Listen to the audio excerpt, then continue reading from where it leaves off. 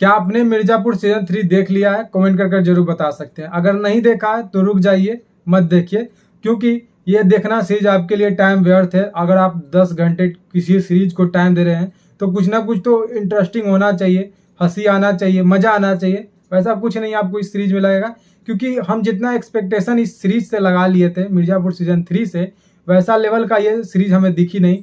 मुझे लगा ही था कि कुछ ना कुछ दाल में काला है, क्योंकि ट्रेलर टीजर आ रहा था तो इसमें कुछ ना कुछ हाइप नहीं था, कोई पब्लिक नहीं इसे सपोर्ट कर रही थी। तो मुझे तभी लग गया था कि कोई इसका मतलब क्रेज नहीं है पहले के जैसा, जिसका इसका सीजन 1 आया था, 2 आया था, तब इसका क्रेज था। लेकिन अब सीजन 3 में कोई क्रेज नहीं था, क्योंकि ऐसा ऐसा ये सीरीज था। तो अगर आप ये 10 एपिसोड को देख रहे हैं 10 घंटे लगाकर, एक सीरीज 1 घंटे की है, तो आप समझ लीजिए 10 सीरीज देख रहे हैं, 10 एपिसोड इस सीरीज की, सीरीज 3 की, तो आपके 10 घंटे लगने वाले हैं। 10 घंटे वो भी व्यर्थ लगने वाले हैं, क्योंकि कहानी में कोई मजा नहीं है, कोई वायलेंस नहीं है अच्छी तरह से, कोई मतलब हंसी वाली बात नहीं है। हाँ, लास्ट एपिसोड में जो है 9 से लेकर 10 तक ले, वहाँ पर आपको कुछ अच्छा लगेगा, और 8वें एपिसोड तक आपको कुछ मजा नहीं आएगा। तो 8 घंटे तो ऐसे ही बर्बाद है। तो ये इसमें जो कहानी है, पावर है, सारे लेडीज के पास रहती है। एक गोलू गुप्ता और माधुरी यादव, दो रहती है जो कि पावर को कंट्रोल करती है। मिर्जापुर की गद्दी को कंट्रोल कर रही है गोलू गुप्ता, और माधुरी यादव जो है वो अपने पिता के मरने के, मतलब उनके फादर जो है सीएम थे, वो मर गए, तो अपने पिता के संपत्ति गेन करके वो सीएम खुद बन गई है। अपने पति की बदला निकालना चाहती है, भय मुक्त मिर्जापुर बनाना चाहती है। तो ये दोनों का मतलब एक पॉलिटिक्स और एक गुंडा, दो का एक कॉम्बिनेशन चल रहा है, दोनों का मतलब सिर कुटाई चल रहा है। इस सीरीज में आपको शरद शुक्ला का भी एंगल देखने को मिलेगा। ये अपने पिताजी के मरने के बाद मिर्जापुर के गद्दी पर आधिपत्य चाहते हैं, सिर्फ और सिर्फ अपने इलाका में सीमित नहीं रहना चाहते, अपने मतलब वर्चस्व को आगे बढ़ाना चाहते हैं। तो इसके लिए गुड्डू पंडित और इनके बीच में संघर्ष होता है, और दावेदारी पेश करना चाह रहे हैं दोनों अपने मतलब जोर शोर लगाकर, बाहुबल लगाकर। तो गोलू जो है वो कालीन भैया को चुनकर खत्म करना चाहती है, वो कहाँ छुपा रखा है शरद शुक्ला कालीन भैया को, ये ढूंढ रही है। तो ये सारा चल रहा है, माधुरी दीक्षित, शरद शुक्ला, गुड्डू पंडित, ये सब चल रहा है। यहाँ पर रमाकांत पंडित का भी कुछ एंगल दिखाने को मिल रहा है आपको।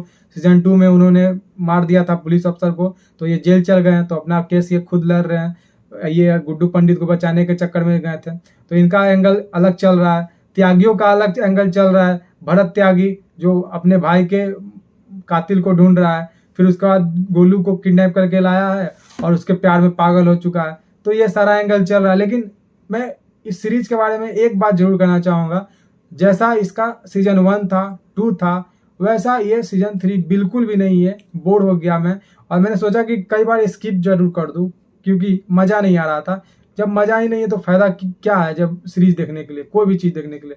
लेकिन मैंने देखा कि आपके सामने ये रिव्यू रखना था। लेकिन एक चीज़ मुझे समझ में आ गई कि सीजन 4 नहीं लाना चाहिए, इस सीरीज़ को अब एंड कर देना चाहिए था सीजन 3 में ही। ऐसा लग रहा था कि हड़बड़ में सीजन 3 ला दिए हैं, क्योंकि पब्लिक में क्रेज़ था, 4 साल आए हुए हो गया था। तो मुझे नहीं लगता कि ऐसा करना चाहिए था पॉपुलर सीरीज़ के साथ। तो पब्लिक में गुस्सा फूट रहा है, आपको पता होगा ही। मुन्ना भैया नहीं है, उनके कमी खल रही है। फिर बाबूजी नहीं है, उनका तेल नहीं है, ये कमी खल रहा है। और कालीन भैया को दिखाया गया है, तो उनका भी मतलब छोटा सा एक स्क्रीन प्ले दिया गया है, कुछ भी नहीं। एक डायलॉग बोलते हैं, जो मीटिंग हो रहा है जहाँ सारे गुंडों का, वहाँ बोल रहे हैं कि हमें तो भूल नहीं ना गए, याद है ना, ये डायलॉग है। और एक कवि भी आपको पता होगा, इस सीरीज में आपने देखा होगा, तो कवि एकदम गजब डायलॉग बोल रहा है। वो डायलॉग मतलब कवि का एक डायलॉग फेमस होने वाला है, और अपने कालीन भैया का एक डायलॉग फेमस होने वाला है जो लास्ट में वो बोलते हैं। तो ये सब चीज़ है। लेकिन हाँ, ये जो सीरीज है सीजन 3, मेन जो कास्ट है उनको निकाल दिया गया है। तो कैसे मान ले कि पॉपुलर ये हो सकती है? मुन्ना भैया नहीं है, कालीन भैया का छोटा स्क्रीन दिया गया है, मकबूल नहीं है, बाबूजी नहीं है। तो ये सबको कहीं ना कहीं मिस कर रहे थे इस सीरीज में। आई एम श्योर कि आपको भी ऐसा लगा होगा।